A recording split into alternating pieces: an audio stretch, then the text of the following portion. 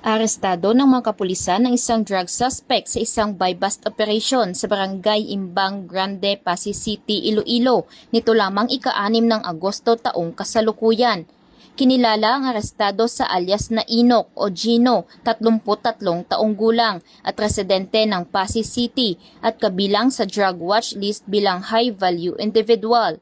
Ayon sa Pro6, isinagawa ng Station Drug Enforcement Team ng Pasig City Police Station ang operasyon matapos ang masusing intelligence gathering, surveillance, target validation at profiling.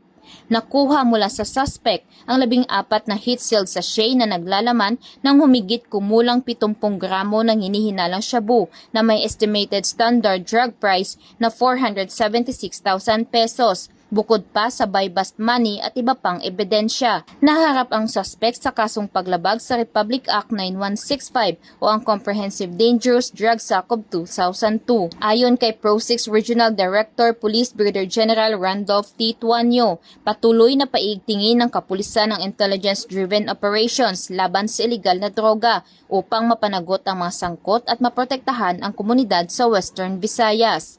Para sa Pro6, mahalaga ang patuloy na pakikipagtulungan ng publiko sa pagsusulong ng mas ligtas at mas mapayapang Western Visayas. Mula dito sa Police Regional Office 6, ako ang inyong PNN Correspondent, Patrolwoman Glidel Astrologo, alagad ng batas, tagataguyod ng Balitang Pulis.